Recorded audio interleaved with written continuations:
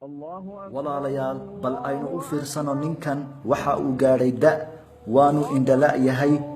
mana haysto qof u soo kaxeeya masjidka laakiin runtii waxa uu sameeyay arin cajiiba xarig ayuu ku xidhay gurigiisa ilaa masjidka inta u dhaxaysa waxaanu xarigaasi raacaya oo haddana soo raacaya shantii salaadood habeen iyo maalinba isagoo oo ajiibaya midka halka ilaahay subxaanahu wa tacaala ugu yeedhaya ee xaya cala salaale ee xaya cala alfalaax leh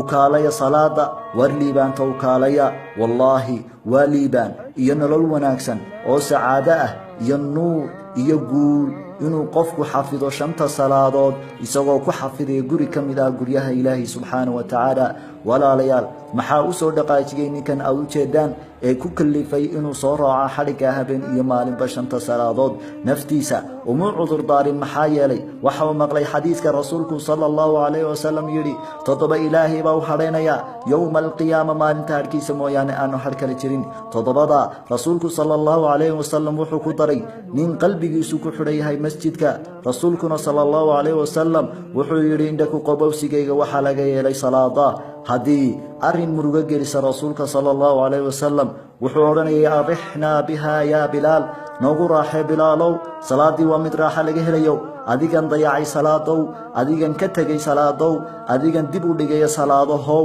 maxaad ku oran doontaa rabbiga iska leecirka iyo dhulka maalinta qiyaamo marka lagu hor istaajiyo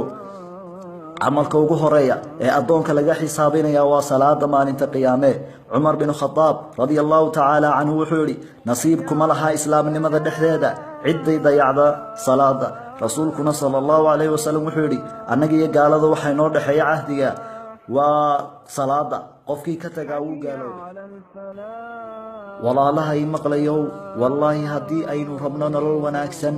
heli mayno ilaa aynu xafidno shanta salaadood habeen iyo maalinba shanta salaadood wallah ajra konta salaadood qofka xafida wallahi ha ku bushaaraysto khayr adduun iyo mid aakhiraba iyo guul adduunka iyo qabrigaba iyo maalinta ilaahay subxaanahu wa tacaala la kulmayno ilaahay subxaanahu wa tacaala haynaga yeelo qaar salaada xafido laga aqbalo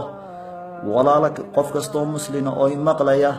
oo codkaas iyo muuqaalkaas soo gaaro ilaahay dartii ha ku faafiyo waxa laga yaabaa hal qof inuu ilaahay subxaanahu wa tacaala faafintiisa oo ku anfaco wallahu tacaala a'la wa a'lam wa sallallahu ala nabiyyina muhammad wa ala alihi wa sahbihi